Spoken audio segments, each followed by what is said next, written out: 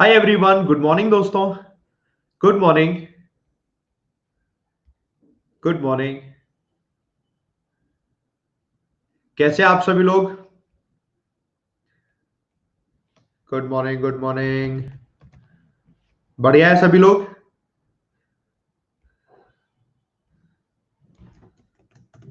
चलो आपके दोस्त आ जाए सारे के सारे। स्टार्ट करते हैं सेशन को। सेशन स्टार्ट करते हैं। मैं बहुत बढ़िया हूँ, फर्स्ट क्लास हूँ। 50-60 लोग अभी तो जुड़े हैं। जल्दी से एक काम करें, सेशन को शेयर कर दें। बस 1 मिनट का वेट करेंगे, बाकी लोग भी जुड़ जाएंगे तब तक, है ना? हाँ, चलो यहाँ पर जुड़ते जाए, सब लोग जुड़ जाए।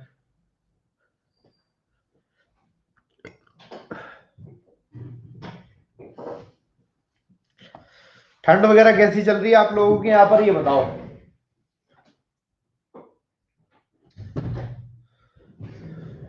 बहुत तो रखी है ठंड। ध्यान रखना अपना, ठंड में ठंडा ना लगे। हम्म।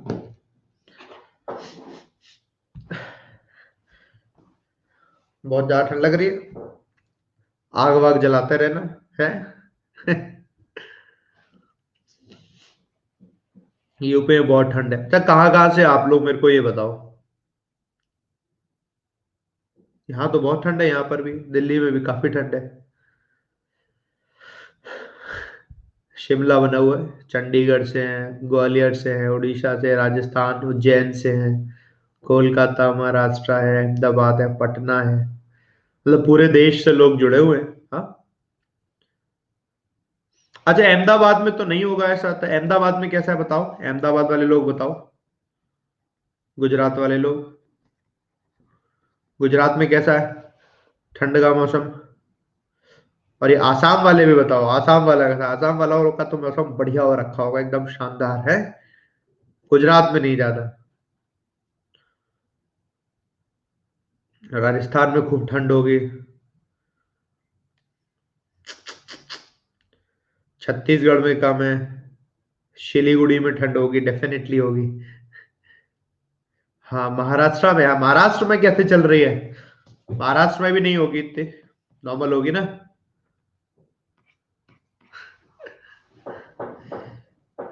चंडीगढ़ में बहुत फॉग है, हाँ चंडीगढ़ ये एरिया तो पूरा का पूरा ठंड वाला ही है, पूरा भरा हुआ है ठंड से। रांची में भी काफी है। चलो बढ़िया, अपना अपना ध्यान रखो। ठंड को भी इंजॉय करो, है ना? हर तरीके के मौसम इंजॉय करने चाहिए। ठंड को भी इंजॉय करो बढ़िया, फर्स्ट क्लास तरीके से। चलिए आज के सेशन को शुरुआत करते हैं। और कल हम लोगों ने 9 बजे क्लास की थी, और 9 बजे क्लास में हम लोगों ने कुछ क्वेश्चंस किए थे। उन क्वेश्चंस को आगे बढ़ाते हैं। आप लोगों को वैसे मैं बता दूं, 2 तरीके की क्लास हम लोग कर रहे हैं। 2 तरीके का, 2 टाइम पर कर रहे हैं क्लास। एक 9 बजे, और एक कर रहे हैं हम दोपहर 3 बजे। 20 तारीख तक तो ये शेड्यूल लगा हुआ है ना? पूरा शेड्यूल लग रहा है। 21 तारीख से मैंने ये प्लान किया हुआ है, ये जो 9 बजे वाली क्लास है ना, एक यही सेम टाइम पर यूट्यूब पर स्टार्ट हो जाएगी, एसबीआई क्लर्क को फोकस करते हुए। फिर हम लोग question wise practice SBI clerk को फोकस करते हुए करेंगे। 3 PM की एज इट इज कंटिन्यू चलती रहेगी, एज इट इज स्पेशल पर। सही रहेगा ना? तो थोड़ा सा भी प्लान किया, मैं अरुण सर पुरी सर से भी पूछता हूँ कि उनके प्लानिंग के हिसाब की है, थोड़ी सी फिर सिंक करके, क्योंकि हम एक साथ ही स्टार्ट करते हैं आपको मालूम है, तो सिंक करके स्टार्ट कर देंगे। अभी हम बेसिक क्या पढ़ रहे हैं कि जैसे हर दे तो मैं अभी क्वेश्चन रहा हूं, बट क्वेश्चन में मैं कॉन्सेप्ट्स भी बहुत सारे बता रहा हूं। उन कॉन्सेप्ट्स को नोट कर लो, क्योंकि यार देखो, इंग्लिश में कॉन्सेप्ट्स बहुत है। जब आप इंग्लिश में या किसी भी, कभी भी एग्जाम में, किसी भी एग्जाम में जब इंग्लिश की तैयारी कर रहे होते हो ना, तो आप पता है एक चीज नोटिस करोगे, मैं आपको बताता हूँ पहले से ही।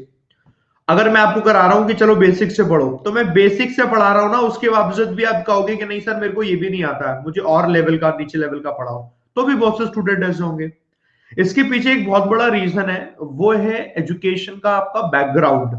अगर आपका इंग्लिश मीडियम बैकग्राउंड होता है तो आप बेसिक, तो आपको बेसिक लगेगा। इंग्लिश मीडियम बैकग्राउंड नहीं है तो फिर नहीं लगेगा। तो हमें क्या करना है, हमें पहले उसे मजबूत करना है, ताकि हम बेसिक पे आ जाए। जब हम बेसिक से पढ़ते हैं तो हमें वहां तक मजबूत करना होता है। जैसे मैं एक छोटी सी एग्जाम्पल देता हूँ। मैंने सेंटेंस लिखा इस तरीके से, बहुत से लोग इसमें कंफ्यूज हो जाते हैं। जैसे हमने कहा, सेंटेंस लिखते हैं, the government must show all the results and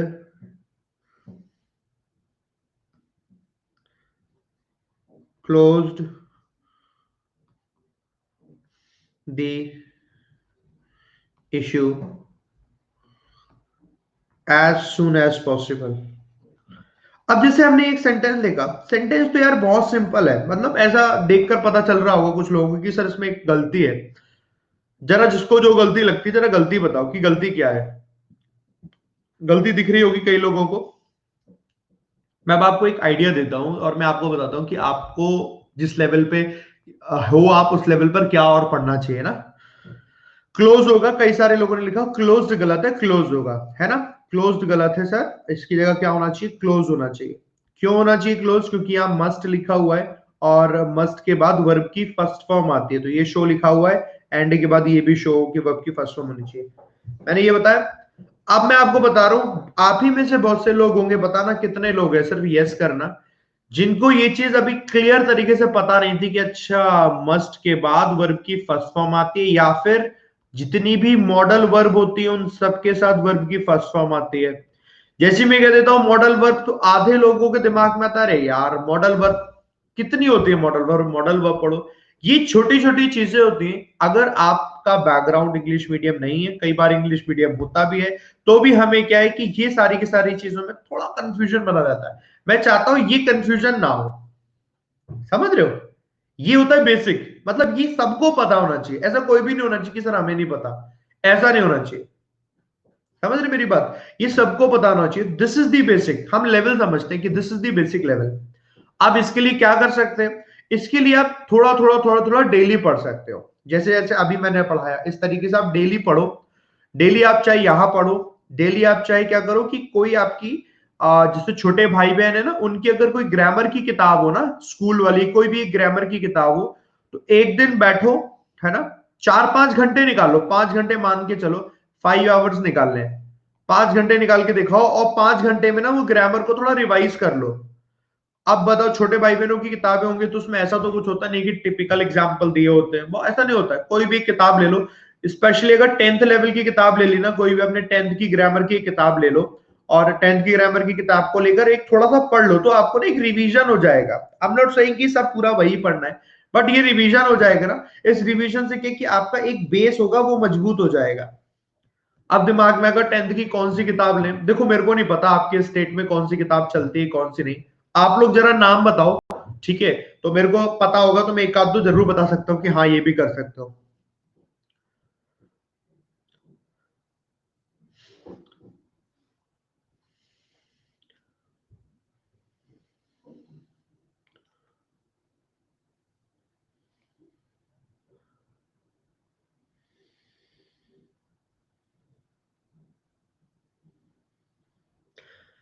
तो मैं यहाँ पर जैसे कि नाम देख रहा हूँ, ठीक है, और यहाँ पर ऑक्सफोर्ड बहुत सारे लोग कह रहे हैं, मैंने नहीं पढ़ी है ये ऑक्सफोर्ड वाली, ये ऑक्सफोर्ड जैसे कई सारे लोग कह रहे हैं, मतलब मैंने नहीं पढ़ी। अगर ऑक्सफोर्ड की ये ग्रामर वाली है तो हाँ ये वाली पढ़ लेना, ठीक है।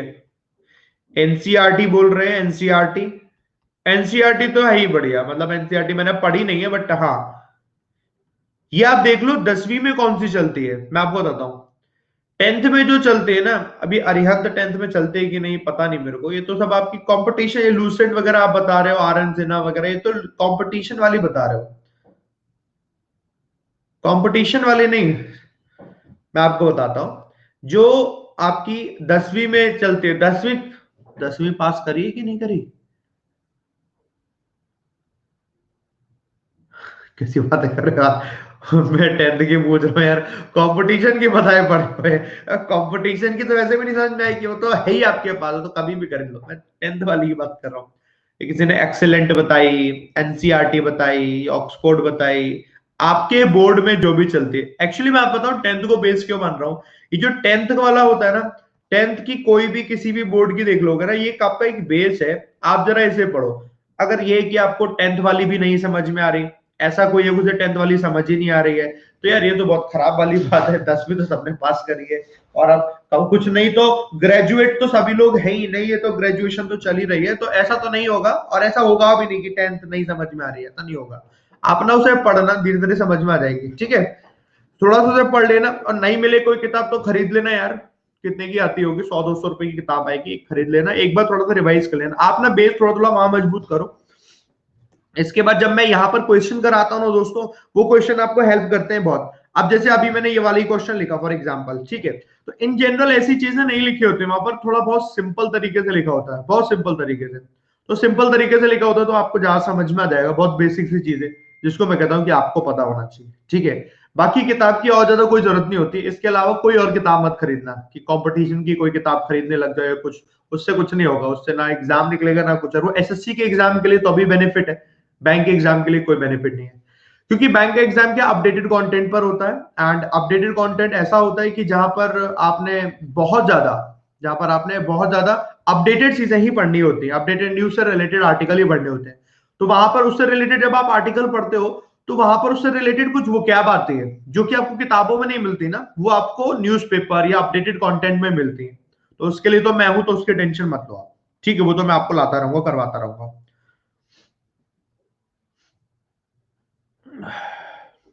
निखिल आपका आइडिया बहुत बढ़िया है निखिल, आई विल ट्राई, मैं कोशिश करता हूँ, मुझे ढूंढनी पड़ेंगी वो वीडियोस, ठीक है। तो कोशिश करता हूँ, अगर डल पाती है तो डलवाऊंगा, ये आपका आइडिया बहुत बढ़िया है।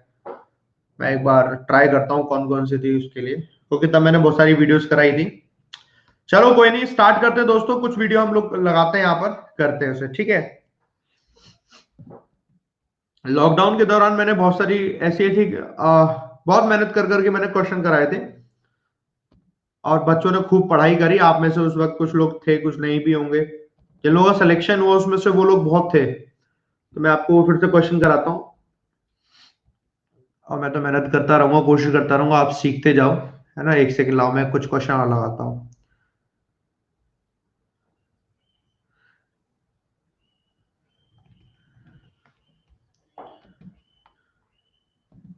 देखो एक शानदार क्लास देता हूँ मैं।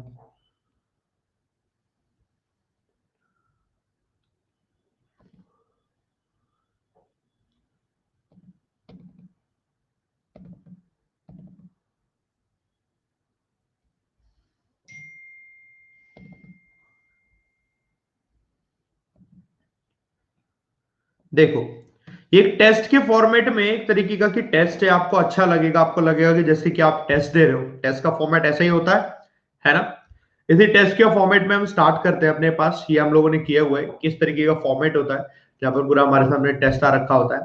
तो बेसिकली क्या है कि यहाँ पर तो एसबीआई पीओ प्रीलिम्स 2020 के लिए मैंने कुछ कंटेंट कराया था, ये सारा का सारा कंटेंट आपका न्यू कंटेंट है, और आप लोगों ने किया नहीं होगा, but it is very very important, तो हम सब लोग करते हैं, इसे पढ़ते हैं और इसे हम सीखते हैं, ठीक है। ये हमारे लॉकडाउन के दौरान जब मैंने कुछ क्वेश्चंस कराए थे, उन क्वेश्चंस में से ये है, ठीक है। तो वही सीरीज है अपने पास, सबसे पहले कुछ क्वेश्चन से स्टार्ट करते हैं। So this is for you, बहुत बेसिक सी चीजें जो शायद आप रीडिंग करके इसको निकाल पाओ।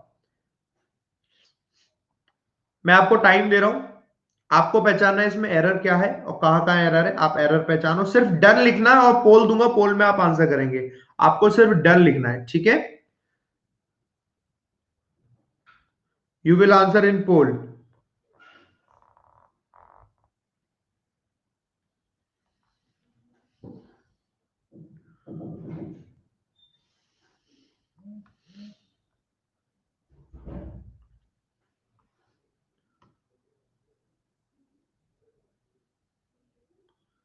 ओके पोल।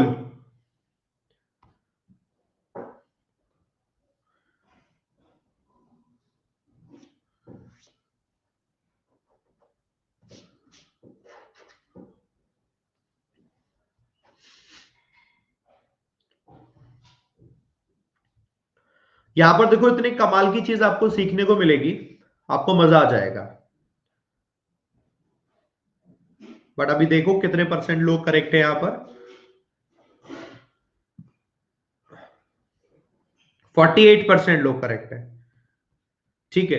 अब जरा देखो कुछ बहुत बेसिक सी चीजें जो कि हमें पता होनी चाहिए, अपनी अपनी रैंक देख लो, किसकी रैंक क्या आई है ना।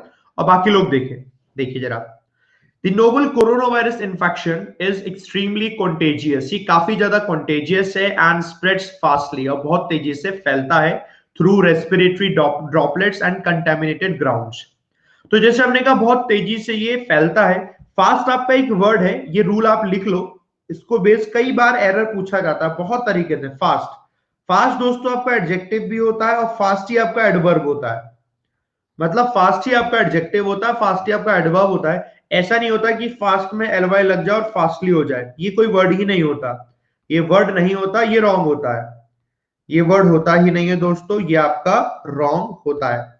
और ये स्पेशली मैं फास्ट वाला बता रहा हूं, ये फास्टली वाला जो एरर है ना, अगर आप प्रीवियस ईयर पेपर उठा के देखोगे तो आप, चाहे ये बैंक हो दोस्तों, चाहे आपका एसएससी हो, दोनों में बता रहा हूं, इतनी बार पूछा जाता है, बहुत बार पूछा जाता है। और जो चीज रेगुलरली बहुत बार पूछी जा रही है, आपको ध्यान रखना है। और एक बार ध्यान रख लोगे फिर आप भूलोगे नहीं। तो पहली गलती सबको समझ में आ गई, ये फास्टली की जगह फास्ट होगा सबसे पहले, तो ये गड़बड़ आ गई यहाँ पर, है ना। फास्टली कोई वर्ड नहीं होता, इसकी जगह होता है फास्ट। किसी ने प्रीवियस ईयर पेपर दिए तो वहां पर नोटिस किया ये वाला एरर बहुत बार पूछा जाता है ना। Very good. ये एरर तो दोस्तों आपका हो गया ग्रामर का। बट बैंक में क्या होता है कि ग्रामर से भी ऊपर एक चीज होती है, वो होती है आपका कॉमन सेंस है।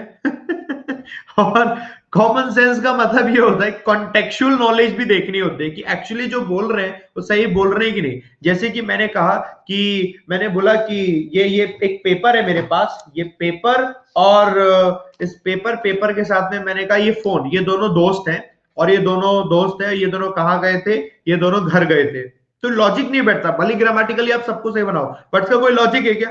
कोई लॉजिक नहीं है। तो इलॉजिकल कोई चीज होती है ना, तो उसमें भी गलती बनती है। और इलॉजिकल गलती यहां पर दूसरी दी हुई है, देखो क्या है। इन्होंने कहा कोरोना वायरस जो इन्फेक्शन है ना, एक्सट्रीमली कॉन्टेजियस है, बहुत ज्यादा खतरनाक है, और ये फैलता है, स्प्रेड होता है बहुत तेजी से। फास्टली का दिया, फास्ट हो गया, फास्ट बहुत तेजी से फैलता है थ्रू रेस्पिरेटरी ड्रॉपलेट्स, जो हम सांस लेते हैं, छींकते हैं, तो वो ड्रॉपलेट जो आती है उनसे फैलता है। एंड कंटेमिनेटेड ग्राउंड्स, तो ग्राउंड लिखा ये गलत है, ग्राउंड का मतलब तो मैदान हो गया। ऐसा तो नहीं मैदान के ऊपर अगर कोई ड्रॉपलेट होगा तो वहीं से फैलेगा, वो किसी भी चीज, किसी भी सतह पर पड़ेगा वहां से फैल जाएगा। हम सतह की बात करते हैं, और सतह आपका ग्राउंड नहीं होता, सतह आपका क्या होता है, सरफेस होता है। सतह क्या होता है दोस्तों आपका, सरफेस होता है। सतह आपकी सरफेस होती है, that means this is the noun. और ये आपका जो सरफेस आपने यूज किया, ये आपने कॉन्टेक्चुअल नॉलेज से ही तो लगाया यहाँ पर। कॉन्टेक्चुअल मतलब कॉमन सेंस बेसिकली, कि जहां पर लॉजिक सही बैठता है। So we have to understand कि थोड़ा लॉजिक भी ध्यान रखना होगा, कहीं कोई लॉजिकली गलत तो नहीं है, या फिर हमें यह भी ध्यान रखना होगा कि ग्रामेटिकली गलत तो नहीं, क्योंकि ग्रामेटिकली गलत गलत गलत भी होता है, लॉजिकली दोनों तरीके से होता है, दोनों तरीके से होता है, दोनों का हमें ध्यान रखना पड़ता है दोस्तों। समझ गए दोस्तों? एक बार मुझे सब लोग बताएं, सर समझ गए। कंटेमिनेटेड का मतलब है वो चीजें जो उससे मतलब प्रभावित हो चुके हैं, कंटेमिनेट हो गई है, दूषित हो गई है, खराब हो गई है, जिस पर वायरस आ चुका है, वो कंटेमिनेटेड होते हैं।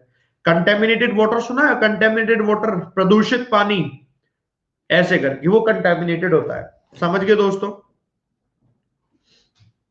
है ना?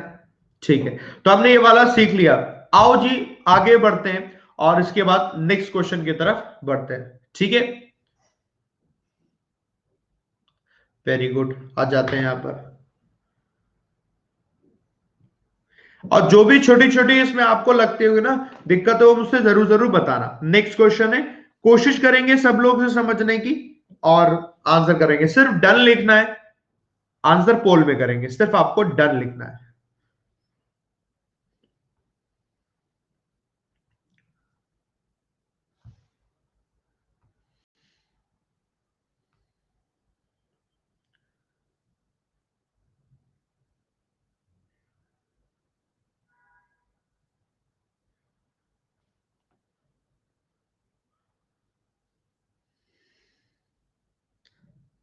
अखिलेश क्वेश्चन लिखिए, क्या दिक्कत है?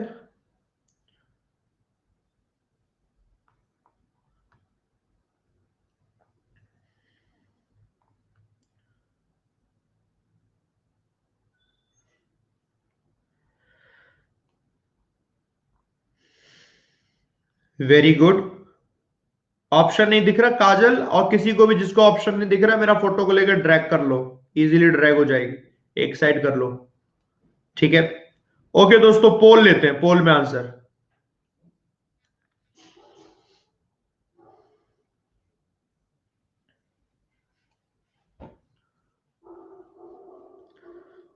अखिलेश, ये बेसिक वाली क्लास है जो आप देख रहे हो, ऊपर लिखा नहीं बेसिक इंग्लिश ग्रामर, बेसिक ही तो पढ़ा रहा हूं दोस्त, आप लेट आए हो।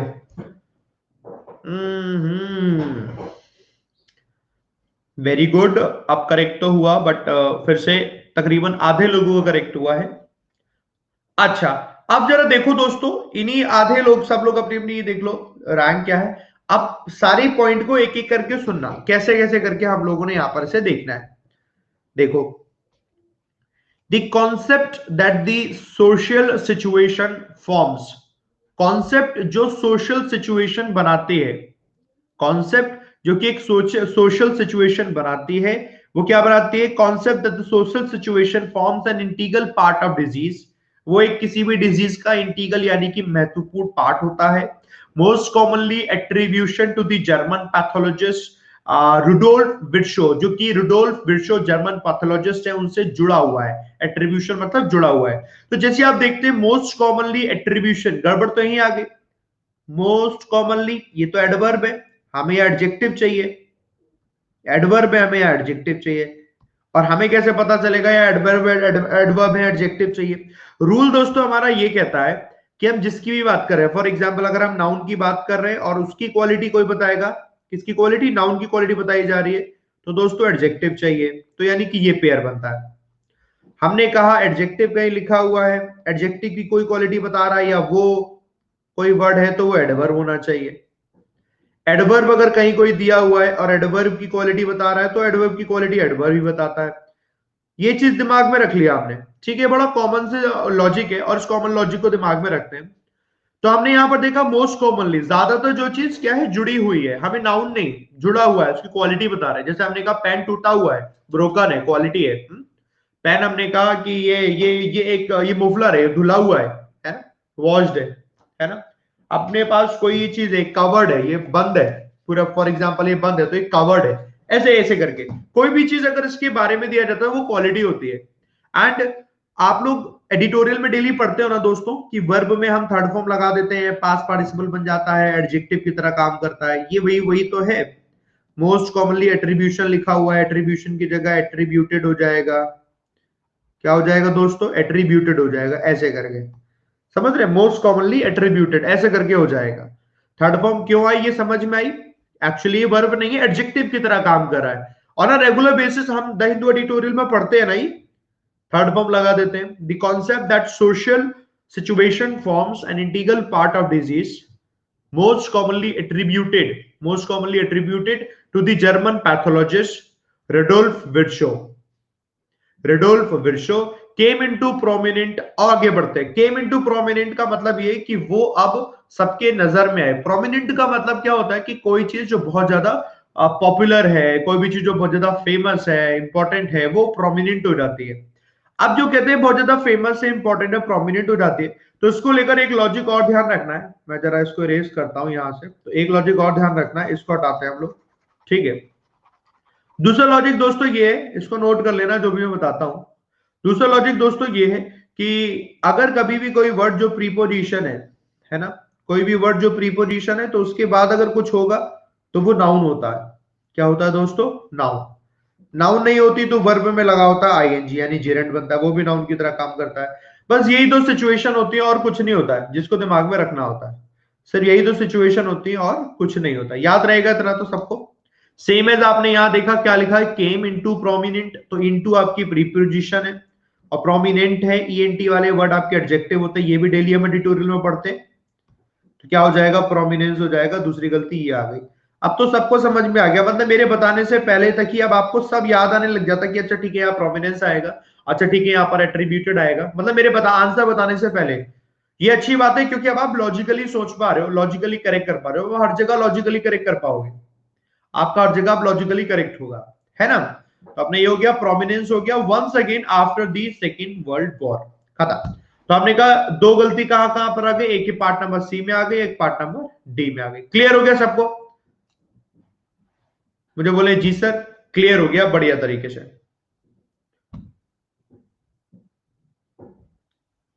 है ना? चलो शाबाश। अब आगे बढ़ते, कॉमनली आपका नाउन नहीं है, कॉमनली आपका एडवर्ब है। मैं बता रहा हूं आप लोगों को, रेगुलर बेसिस पर एक काम कर रहे हो, अगर आप एडिटोरियल पढ़ रहे हो, सुबह 7 बजे मैं एडिटोरियल पढ़ाता हूं 7 AM पर, बैंकर्स वे यूट्यूब चैनल पर, है ना? एक बार सर्च करो एडिटोरियल बाय विशाल सर, आपको मेरा वीडियो मिल जाएगा, डेली देखो उसको। शाम को 7 बजे पढ़ाता हूं दोस्तों Google news, Google news by Vishal sir. Google news में मैं एक्चुअली न्यूज नहीं बताता हूँ, वो सीखते हम इंग्लिश ही है। जिसको नहीं पता तो एक बार जरा चेक करना, आपको बड़ा मजा आएगा। डेली आप आओ, सीखते जाओ, रेगुलर बेसिस पे सीखो। ये छोटी छोटी चीजें क्या है दोस्तों, वो आपकी इंप्रूव होती चली जाएगी। बहुत छोटी छोटी चीजें होती, ये सब इंप्रूव होती चली जाएगी, है ना? राइट हो रहे, वेरी गुड।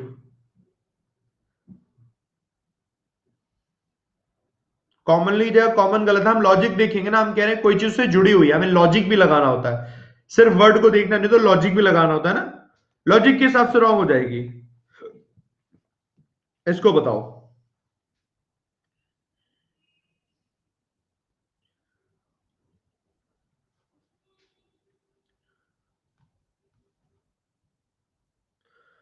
सर आप मेंस भी पढ़ाइए।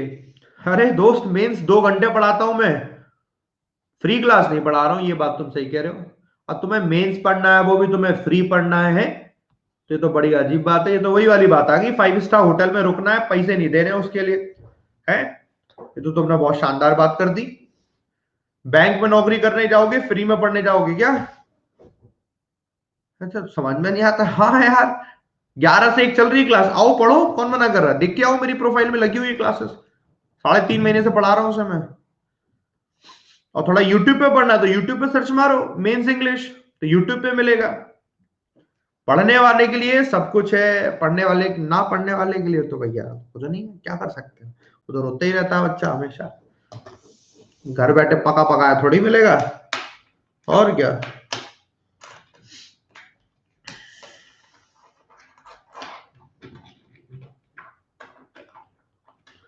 सर डेली पढ़ाइएगा। मैडम मैं डेली पढ़ा रहा हूं, आप पहली बार आए हैं तो आपको पता नहीं होगा। आप अगर डेली आ रहे हो ना, तो मैं डेली पढ़ा रहा हूं यहाँ पर, ठीक है? हाँ, अब नींद में है, इनकी आंखें नहीं खुली हुई हैं। हाँ आओ चलो, पोल ले दोस्तों, पोल में आंसर करें, बताओ। ये लो, संडे को भी क्लास हुई थी, पढ़ा तो मैं डेली रहा हूं। अब ये लोग क्या होते हैं कि कभी कभी आते हैं, बाबूजी होते हैं, तो बाबूजी लोग तो कभी कभी आते हैं, वो कहाँ डेली आते हैं यार। इनने किसी ने अगर मेरी एक क्लास भी देखी होगी, कोई भी यूट्यूब की कहीं भी, चारों तरफ मैं बस यही बता रहा हूँ, हाँ कि 9 बजे ये पढ़ो, 3 बजे ये पढ़ो, पढ़ो पढ़ो। पर फेसबुक पे हो, अगर यूट्यूब पे कहीं भी हो, क्या किया जाए? वो तो कभी कभी आंख खोलते तो कभी कभी समझ में आता है?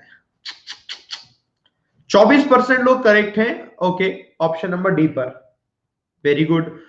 काफी सारी चीजें यहाँ पर यानी कि सीखने के लिए, तो जरा देखो दोस्तों कैसे करके इसमें गलती हुई और उसको सही करना है ना? काफी कम लोग करेक्ट हुए, सभी लोग देखो। N effective response in India, India में एक effective response must not only consider the behaviour of pathogen. वो पैथोजिन का मतलब है कोई भी एक वायरस, वो सिर्फ वायरस के एक बिहेवियर को ही नहीं कंसिडर करता है, बल्कि but also the socio economic and cultural characteristics of the country, country की सोशियो इकोनॉमिक कल्चरल कैरेक्टरिस्टिक्स को भी कंसिडर करता है। दो चीजों को कंसिडर कर रहा है। एक बहुत ही कॉमन सा हमारा रूल है, पता है कैसे? कॉमन रूल ये है कि नॉट ओनली अगर लिखा हुआ है तो बहुत जनरल सेंस देता है हमारे सामने, बट ऑल्सो भी होना चाहिए, है ना? फिर हमें ये भी देखना है कि नॉट ओनली बट ऑल्सो हो रहा है तो सेम चीजों के साथ होना चाहिए। नॉट ओनली अगर किसी दो अलग अलग जो चीजों की बात हो रही है, उन दो के साथ नॉट ओनली बट ऑल्सो होना चाहिए। जैसे इन्होंने जो बात करी वो किसकी करी? must not only consider the behavior of pathogen but also the socio-economic culture। तो हमने कहा एक तो सोशियो इकोनॉमिक और कल्चरल कैरेक्टरिस्टिक्स, और दूसरा हमने कहा must not only consider the behaviour, यानी कि एक तो ये बिहेवियर, ये नाउन, और सोशियो इकोनॉमिक। इसका मतलब जो नॉट ओनली लिखा हुआ है ये कंसीडर के बाद लिखा होगा तब करेक्ट होगा। बात समझ में आ रही है? कंसीडर तो वर्ब है, नॉट ओनली के बाद जो लिखा हुआ है वो भी अब नाउन ही होना चाहिए, क्योंकि दूसरी तरफ भी क्या है दोस्तों, नाउन ही है, मतलब सेम पार्ट्स ऑफ स्पीच से ही बनता है। नॉट ओनली बट ऑल्सो का मतलब ये होता है, समझ लिए बात हमने कि हाँ नॉट ओनली बट ऑल्सो का मतलब क्या होता है। हमने कहा N effective response in India must consider not only the behaviour of pathogen but also the socio economic and cultural characteristics of the country. समझ में आ गई बात, है ना? इस तरीके से हमें से करना होता है कि हमें दोनों की दोनों को एक सेम सीक्वेंस में लेकर करना होता है। बात समझ में आ रही है ना? Very good. चलो अब कंसीडर करेंगे। सुनो, कंसीडर्स नहीं करेंगे निखिल, मस्ट लिखा हुआ है ना, मस्ट लिखा है तो मस्ट के साथ तो वर्ब की फर्स्ट फॉर्म लगती है ना, सिर्फ मॉडल वर्ब है ये तो, डायरेक्टली वर्ब की फर्स्ट फॉर्म। रिपीट कर दे रहे हैं, ये ऐसे बनेगा an effective response in India must consider not only the behaviour, ऐसे not only the behaviour of the pathogen but also the socio economic. समझ गए? नॉट ओनली बट ऑल्सो, दोनों के साथ सेम पार्ट्स ऑफ स्पीच, यानी दोनों तरफ noun तो दोनों तरफ नाउन, दोनों तरफ वर्ब तो दोनों तरफ वर्ब होनी चाहिए, ऐसे करके, है ना? समझ गए? रामू आप इसी क्लास को ना शुरू से देखो, मैंने कुछ पॉइंट्स बताए आपके लिए काम आएंगे, ठीक है? आपके लिए वो काम करेंगे। क्लियर हो गया? अब मैं बताता हूं आपको, जो आपको और भी यहां पर कोई कंफ्यूजन लग रहा था, तो ये वाला अगर कंफ्यूजन था वो तो क्लियर हो गया, आपने और भी जगह लगाया है। N effective response, response noun है, ये आर्टिकल यूज हुआ, और ये इफेक्टिव क्या है, एडजेक्टिव है। इफेक्टिव क्या एडजेक्टिव है इन इंडिया, इसमें तो कोई कंफ्यूजन नहीं रह गया। क्लियर है सबको? N effective response in India, yes करके बोल दो कि यस सर। वेरी गुड, ये अब ये क्लियर, तो ये भी क्लियर हो गया। मस्ट लिखा है इसलिए वर्ब की फर्स्ट फॉर्म लगी, must consider not only the behaviour of the pathogen, pathogen बोलते हैं वायरस को, बट ऑल्सो साथ में क्या किया, the socio economic and cultural characteristics. Characteristics आपका नाउन है, कैरेक्टरिस्टिक्स नाउन है, और इससे पहले आपको एडजेक्टिव चाहिए, एंड लिखा हुआ है, ये कल्चरल ये भी एडजेक्टिव, सोशियो इकोनॉमिक ये भी एडजेक्टिव, ऐसे करके ऑफ द कंट्री। कल्चरल मतलब आपकी कल्चर से रिलेटेड, सोशियो इकोनॉमिक मतलब सोसाइटी और पैसा दोनों को मिला दो, कहाँ का पैसों से रिलेटेड कोई प्रॉब्लम है। अगर सर नॉट ओनली के बाद वर्ब है तो बट ऑल्सो के बाद भी वर्ब होनी चाहिए, ऐसा नहीं है कि वर्ब, आप ये देखो किन दो चीजों की बात हो रही है, क्या दो वर्ब की बात हो रही है तो दोनों तरफ वर्ब होनी चाहिए, क्या दो नाउन की बात हो रही है तो दोनों तरफ नाउन होना चाहिए। जैसे हमने ऐसे लिखा, he not only studies regularly but also examines himself time to time. अब देखो, हमने यहां देखा दो अलग अलग चीजें क्या हो रखी है, एक तरफ हो रहा है स्टडी करना, दूसरी तरफ हो रहा है एग्जामाइन करना, दोनों एक वर्ब है ना, ये भी वर्ब है ये भी वर्ब है, दोनों तरफ वर्ब है, इसका मतलब नॉट ओनली और बट ऑल्सो ये वर्ब के साथ होनी चाहिए, ऐसे करके, ठीक है? समझ गए? सर कैसे पता चलेगा कि इस वर्ड में मिस्टेक है?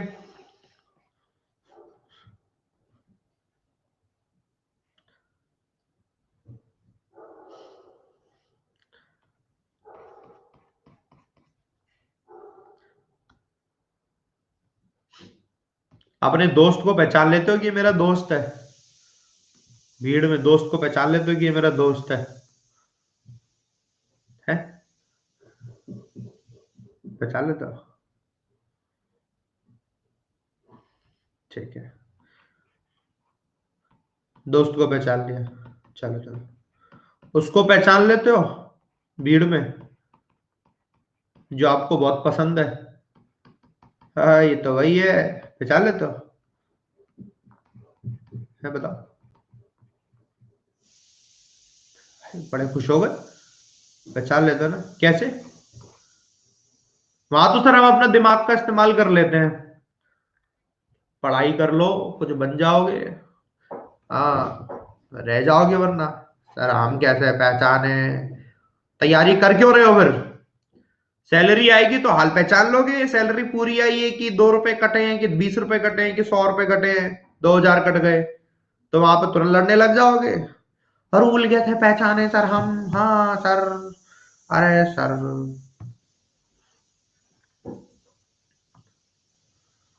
सर रोया पिट्टी मचा देते हो। चलो इस क्वेश्चन को करो। कौन रोता भाई इस तरीके से? इतनी रोया पिट्टी मचा देते हो तुम। बताओ, इसको ये आखिरी क्वेश्चन कर रहे हैं हम लोग।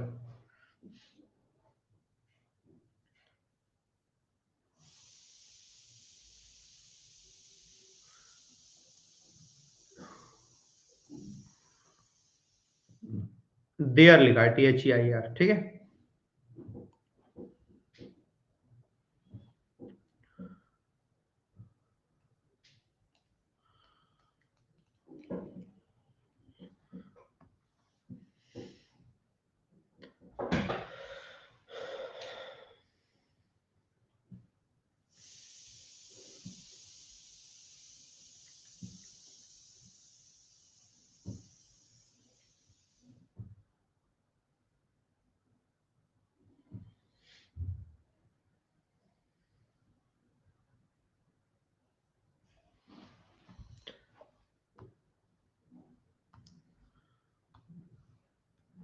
ये लो पोल।